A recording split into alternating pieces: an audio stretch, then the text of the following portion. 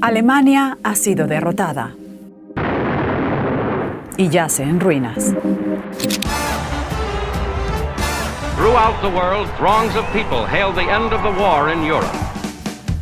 Mayo de 1945. Alegría en Londres, París, Washington y Moscú. The flags of freedom fly all over Europe. Las armas callan. Und ganz unten erst enden. Los 12 años de terror del Partido Nacional Socialista que hundieron al mundo en el abismo ya son historia. Un momento histórico que es un final y también un principio. Pero ¿cómo construir el futuro con semejante carga del pasado? En una democracia.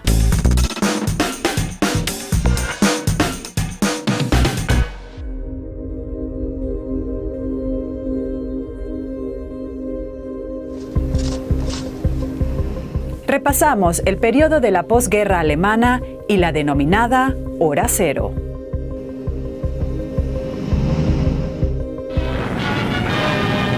Dies sind die ersten Wochenschau-Aufnahmen des Endkampfs in Berlin.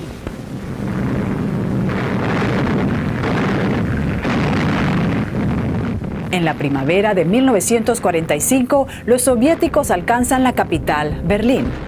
El 30 de abril, soldados del Ejército Rojo izan la bandera de la hoz y el martillo en lo alto del Reichstag.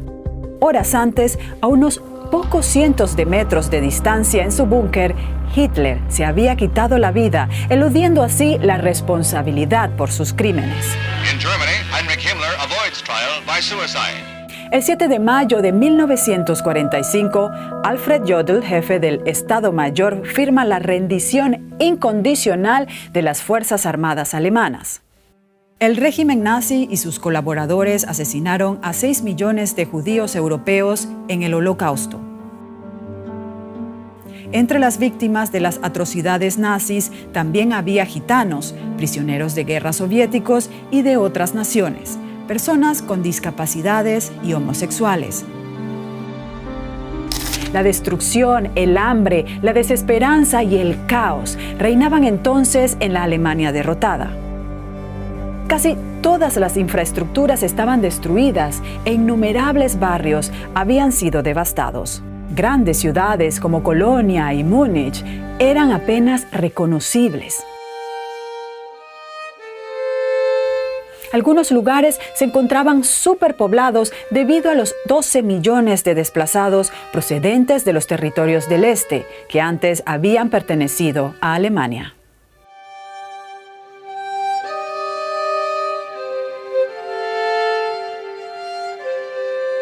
La mayoría de los puentes estaban destruidos y las carreteras apenas eran transitables. La industria prácticamente había dejado de fabricar. Millones de personas carecían de agua, gas y electricidad. El Reichsmark, la moneda alemana, perdió casi todo su valor. El mercado negro floreció. Conseguir lo mínimo para subsistir fue el mayor reto al que se enfrentó la población alemana inmediatamente después del final de la guerra.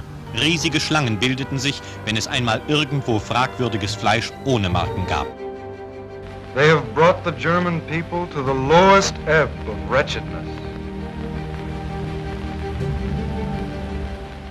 El término Hora Cero se acuñó durante este periodo de colapso político, económico y social. Se suponía que simbolizaba un radical nuevo comienzo a todos los niveles, pero ¿se dio realmente? Para la sociedad y las opiniones políticas no existió realmente una hora cero. Sería absurdo creer que la gente pensaba una cosa hasta el 7 de mayo de 1945 y el 8 de mayo cambió radicalmente de opinión.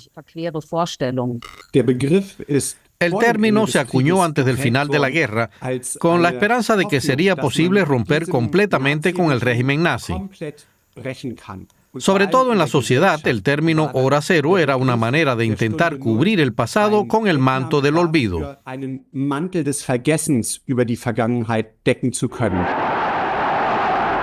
Ignorar y olvidar la memoria del pasado reciente. ¿Puede construirse así una nueva sociedad? Las potencias vencedoras lo tenían claro. Alemania debía aprender a ser democrática. ¿Pero cómo?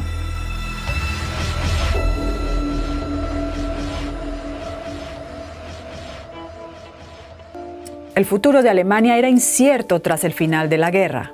El país fue dividido entre las 4 potencias vencedoras.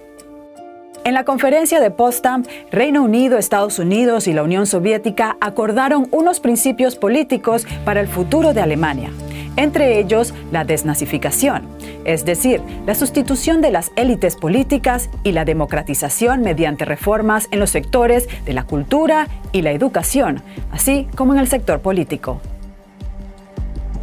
Se buscaba un cambio de mentalidad de la gente, no a través de la obediencia, sino a través del cuestionamiento de las propias convicciones y actos durante la dictadura. Al mismo tiempo, muchos alemanes simplemente deseaban poner punto final al pasado y no querían oír hablar de culpas, guerras e ideología. Solo deseaban reconstruir sus vidas sin ser molestados.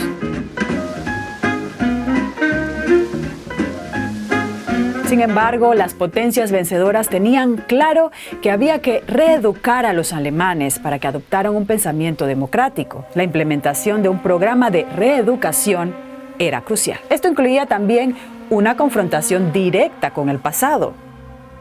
Los habitantes de la ciudad de Weimar fueron llevados al campo cercano de concentración de Buchenwald para que vieran de primera mano las atrocidades cometidas por la ideología nazi.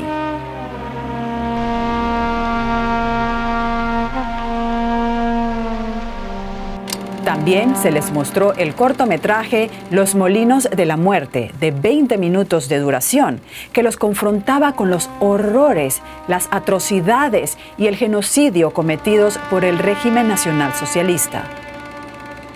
En el ámbito cultural, en el sistema educativo y en los medios de comunicación se introdujeron reformas fundamentales. El 6 de octubre de 1945 apareció la primera edición de solo 8 páginas del periódico Süddeutsche Zeitung. El diario había sido creado por el gobierno militar estadounidense, pero era dirigido por periodistas alemanes. Die alte Tübinger Universität wurde als erste wiedereröffnet. Los juicios de Nuremberg fueron también un elemento importante en la desnazificación del país. The most famous trials were those held in Nuremberg, when 21 high Nazis faced their accusers. Hitler was dead, but these were his chief lieutenants, Hess and Ribbentrop among them. Estos procesos buscaban también abrir los ojos de los alemanes ante los crímenes del régimen nazi. En los juicios se mostró todo el alcance del fanatismo de Hitler y sus terribles consecuencias. En el proceso principal por crímenes de guerra celebrado entre 1945 y 1946, destacados jerarcas nazis como Rudolf Hess, Hermann Göring y Albert Speer se sentaron en el banquillo. Rudolf Hess. Once the third-ranking Nazi, Hess parachuted down over England early in the war. Nein. Wilhelm Keitel. The Chief of Staff pleads innocent. Ich bekenne mich nicht schuldig. Hasta 1949 se celebraron otros 12 juicios contra criminales de guerra de menor rango. Estos procesos tuvieron un efecto ambivalente en Alemania. Muchos percibían los juicios como la justicia de los vencedores, porque no se juzgaron crímenes de guerra de los aliados como el bombardeo de ciudades alemanas. Al principio, los alemanes no solo simpatizaban, sino que apoyaban plenamente que se llevara ante los tribunales a los criminales de guerra. El juicio a los principales criminales de guerra en Nuremberg contó con un amplio apoyo, pero ahí empezó el problema. Cuando los jerarcas nazis fueron condenados, la mayoría de los alemanes pensaron que se había castigado a los responsables y que todo se había terminado. Pero los juicios que vinieron después pusieron la lupa mucho más que en el proceso principal en las responsabilidades de cada una de las élites de los diferentes sectores de la sociedad, como los abogados, los médicos, los diplomáticos, los empresarios, etc. Estos juicios posteriores fueron mucho más dolorosos para la población porque señalaban hasta dónde abarcaba la responsabilidad por los crímenes nazis.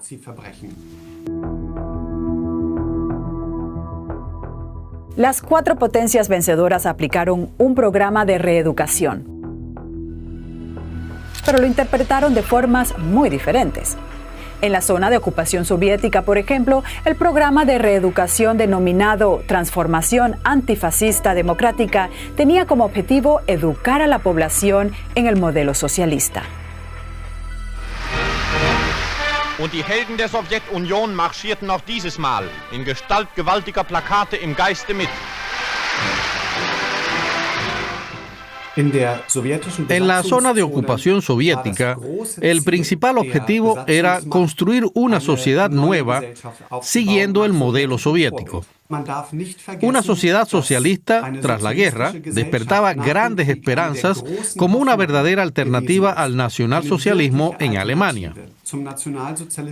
Muchas personas no solo tenían buenas intenciones, sino también esperanzas justificadas en una Alemania diferente. Sin embargo, estas esperanzas se vieron frustradas muy pronto por el comunismo, que tenía muy poco que ver con los ideales socialistas que albergaban muchos de los que habían luchado contra los nazis.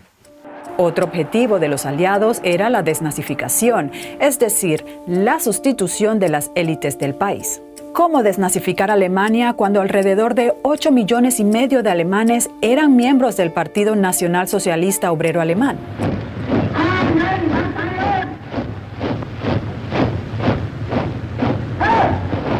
In einem feierlichen Staatsakt wurde in München das Gesetz zur Befreiung von Nationalsozialismus und Militarismus von den Ministerpräsidenten von Bayern, Württemberg-Baden und Großhessen unterzeichnet.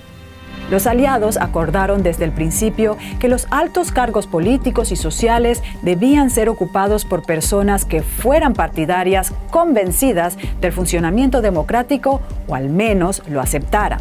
Ya en 1946, el Consejo de Control Aliado emitió la primera directiva de desnazificación con directrices acerca de qué hacer con los nazis con responsabilidad, los colaboradores y los beneficiarios del régimen. Sin embargo, cada potencia ocupante actuó con distintos grados de severidad. Spandau wurde zu einer unheimlichen Mahnung.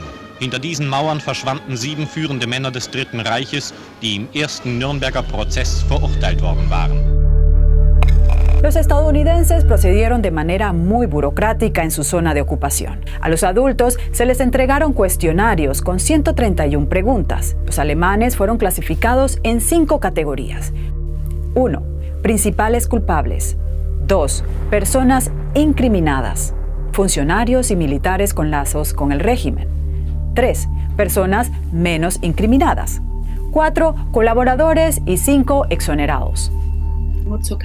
Solo alrededor del 1,5% fueron clasificados en las categorías 1 y 2, es decir, principales acusados e incriminados. La mayoría de los alemanes fueron exonerados.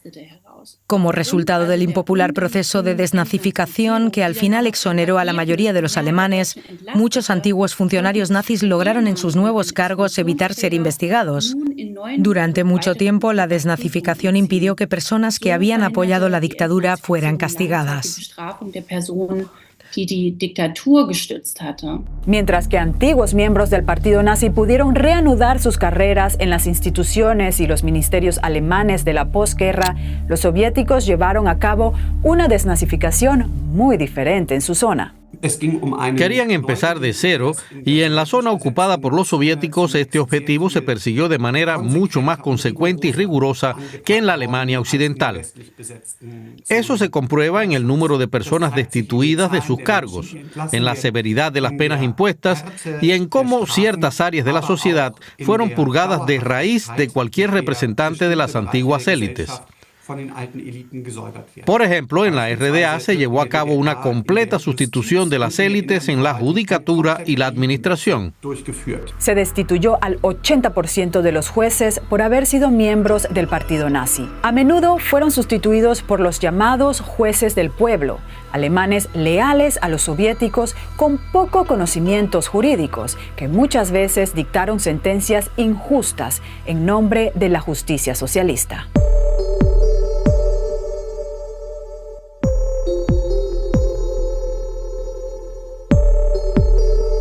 En Alemania nunca hubo una hora cero, un reinicio desde la nada. Los programas de reeducación y la desnazificación no lograron convertir de pronto una dictadura en una democracia. Fue un proceso prolongado que se desarrolló de forma muy diferente en los dos estados alemanes. En la Alemania Oriental, la economía tardó en despegar. La recién fundada RDA tuvo que pagar reparaciones de guerra. Su industria fue saqueada por los soviéticos, que se llevaron vías férreas, trenes e incluso fábricas enteras. En el oeste, la reactivación económica, el Plan Marshall y el fortalecimiento de una sociedad civil llevaron a los alemanes de la República Federal a abrazar la democracia liberal. En 1947, el secretario de Estado estadounidense George C. Marshall presentó el Programa de Recuperación Europea. De acuerdo con el mismo Estados Unidos, concedió préstamos y suministró bienes, materias primas y alimentos por un valor total de unos 12.400 millones de euros de la época. Frühere deutsche Rüstungswerke fertigen jetzt Küchengeräte. Und aus Stahlhelmen werden Siebe für den Haushalt. La reactivación y el rápido desarrollo de la economía contribuyeron a la aceptación del nuevo orden y a que la población se sintiera satisfecha. Pero para la democratización interna del país hubo otros factores mucho más importantes, como contar con una sociedad civil muy activa, el amplio espectro de medios de comunicación, la independencia del Poder Judicial y los órganos de control como el Tribunal Constitucional alemán. Un último punto fundamental fue mantener viva la memoria del pasado y promover un amplio conocimiento entre la población de los crímenes cometidos por el nacionalsocialismo. El paso de la dictadura a la democracia en Alemania no ocurrió de la noche a la mañana. Hizo falta mucha perseverancia y un cambio de mentalidad a través de las generaciones. Recordar y asumir el pasado es una tarea que dura hasta hoy.